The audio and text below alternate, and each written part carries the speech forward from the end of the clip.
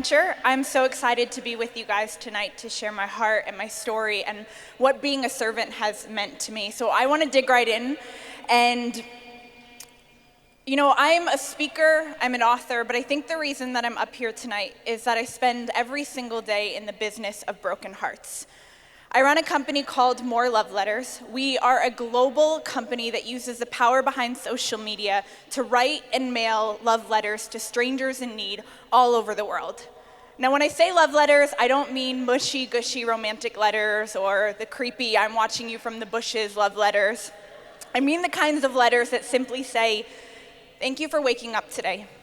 Thank you for rolling over, putting 2 feet on the ground, and going out to face the world, because we all know how hard that can be.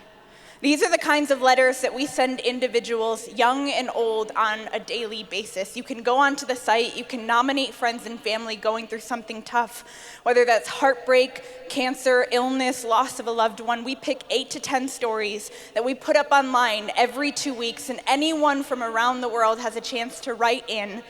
And all the letters will be submitted to a much bigger bundle. Imagine hundreds of letters showing up at your door on a day where you think you're not going to get any mail, on a day where you think that nobody is thinking of you. I've been running this company for the last 5 years. I've watched it grow to all 50 states, over 70 countries, over 70 college campuses, and we have sent over a little bit over 120,000 love letters around the world. But I can't stand up here and say that it's because I had a really good plan or because I was really rooted in my faith with God. If I'm being honest, I didn't even have a relationship with God at this time in my life. At that time, all I knew about talking to God was being 16 years old, laying on my bedroom floor and crying out to the ceiling, God, please don't forget about me. Please make me feel like this life of mine is not an accident. And maybe some of you in the room have felt that feeling before. It hits you randomly at 2 a.m., midnight, when you're surrounded by all your friends at the lockers. And suddenly you look around and you realize that this world is so incredibly big and your hands are so incredibly small, and the two don't seem to add up. I want to talk about that moment, but more than that, I want to talk about how we have to be really careful to not let fear come into that moment and rip away all of our chances to serve God. We start to doubt ourselves. We start to trust that fear more than we trust God. I learned to press into my fear as opposed to run away from my fear.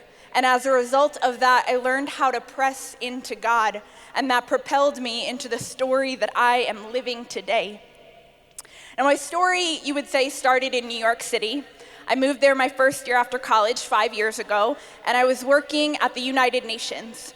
For those that aren't familiar with the United Nations, it is an organization that bands together in order to help people live better lives, whether that's education, sustainability, clean water. They handle every issue there to make sure that people grow up, that kids get to go to school, that we all have a chance at life, a lot of the things that us in this room take for granted.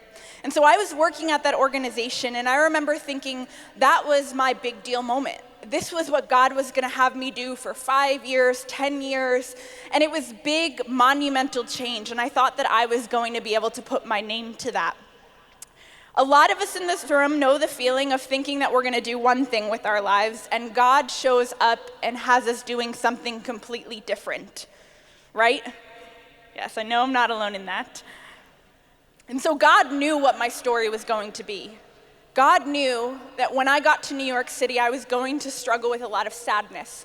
And that sadness was eventually going to morph into loneliness. And that loneliness was going to become something bigger called depression. Now, I didn't know much about depression at the time. I only thought that depression wasn't something that I could struggle with. So I thought if I just told myself to get stronger, this depression would go away, but it didn't go away. It got bigger, and it suffocated me, and it kept me from my friends and my family and from admitting to them that I was struggling and that I needed help and that I was alone. And so I remember this one day when I was coming back from work and I was sitting on the subway. I remember a crowd of people coming in and a woman sitting down right across from me. She was wearing a bright red cap. She tucked her head against the wall and she didn't look up for that whole train ride. I know because I stared at her for that whole train ride, half hoping she might look at me and say something along the lines of, "Look around this train, girl. You are not the only lonely one on this train." But she didn't. And so halfway through the train ride, I pull out a notebook, and for reasons I might never understand, I started writing her a letter. And I got so engrossed with writing this woman that I didn't know a letter that by the time I looked up, she had exited the train. And so I picked another person out from the crowd, and another person, and I just started sitting in coffee shops around New York City, picking out people and writing letters to them until I filled an entire notebook with these letters. And I started ripping them out and folding them up and tucking them in different places. I would write on the front of them, "If you find this letter, it's for you." I'd leave them in coffee shops and libraries and bookstores all over the place. I did this for a while without telling anybody. I honestly thought it was a very small act, that it really wasn't making a difference until the day that I blogged about it. And I said at the end of the blog post, if for whatever reason you need a love letter, just ask. I thought I would get 2 or 3 responses, one of them from my mom, the other one from the other person that read my blog at the time. And I watched as my inbox filled up with hundreds of stories of people all over the world struggling with loneliness, depression, girls being bullied in rural Kansas, boys moving to new cities, single mothers in Sacramento who didn't know how to love their own children, all asking me, a 22-year-old girl who didn't even really know her coffee order, to write them a love letter and give them a reason to wait by the mailbox at the end of the day. And I remember being in that moment, and it was like God pulled the curtain back. And he said, you can no longer claim that you don't see that people are lonely, that people are broken, that people are hurting, that they need you to pay attention to them. And so I started to pull out letter requests, and I started to write letters. And I wrote 100 letters and mailed them out. And I wrote 200, and I wrote 300. And then I got up to 400, and I thought, this is gonna be it. It's gonna be over. I'll tell my kids about it one day. But aren't we silly to think that right at the moment we're going to end our story is when God actually wants to begin a new story? You see, when I was writing those 400 letters, I remember thinking, these acts are small.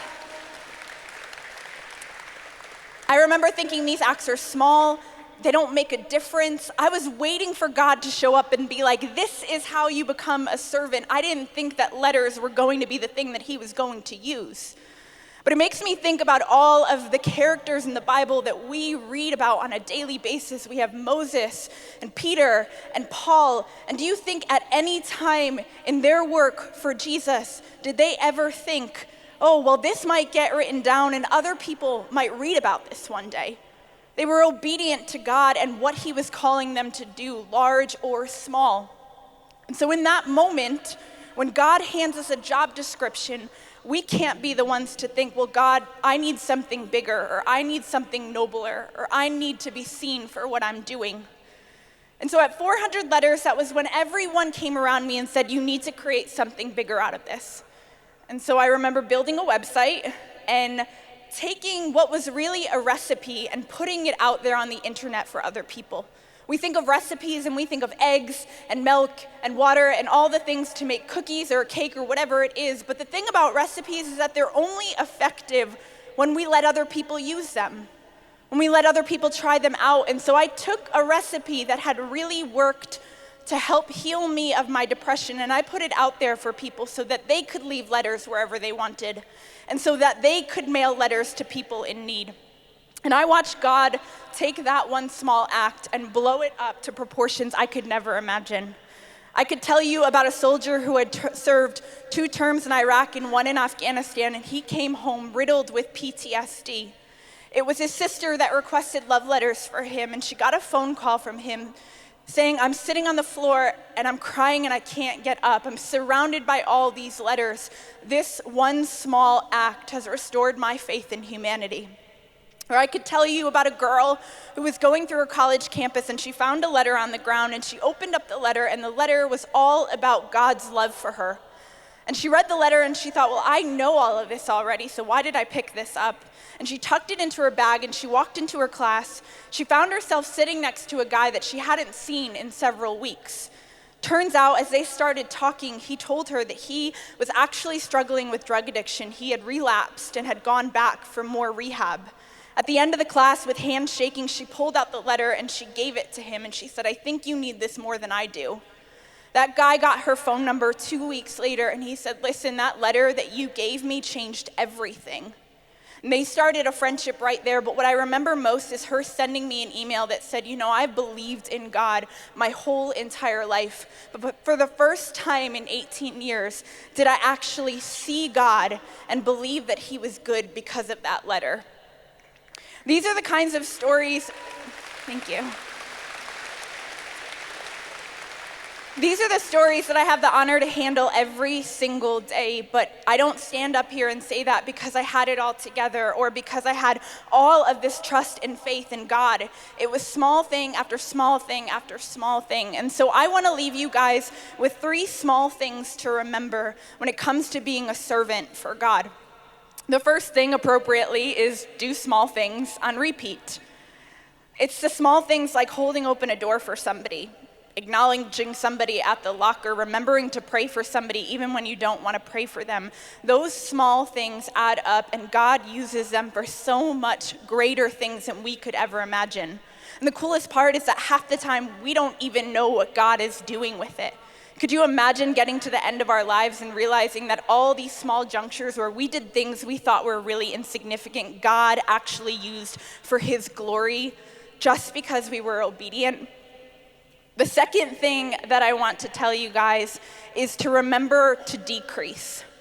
We live in a world where it is really easy to increase. We have social media that tells us that we have to build a name for ourselves, a brand for ourselves. We have to be on Snapchat. We have to be on Instagram. We have to be making vines. It's coming at us from every single direction. And then I think about somebody like John the Baptist, whose role was to pave the way for Jesus. And he did that so well, but I can't help but think that if I was in John the Baptist's shoes, I probably would have been like a little bit jealous. Like, I'm doing all of this work and then this man is coming in and he's taking my place. Maybe that's just me. But John, in John chapter 3, said, well, he must increase, so I must decrease. And that's the kind of heart that I want to have, to know that to make Jesus louder than me, I have to be willing to get smaller. That if we ever want our friends and our people around us that don't know the love of God to know it fully, then we have to let the message be louder than the messenger. And the last thing that I want to share with you guys is the willingness to look around. It's easy to get consumed with our phones and with our iPads and our computers and every little thing that's calling our names, but we miss the mission that God is giving us when we can't look around. We think it's small, but it's the people to the right and left of us. Even in arenas like this, especially in arenas like this where you don't know everyone, that there are people lonely and broken and hurting right now, people who have questions, people that don't feel resolved right now, that don't even know why they're here. And that's why it's important that we need to look around so that we can come beside people and say, hey, you're okay. You're not alone, and I'm not going to leave you alone in this. So do small things on repeat and think about other people. That's it. That's all. Don't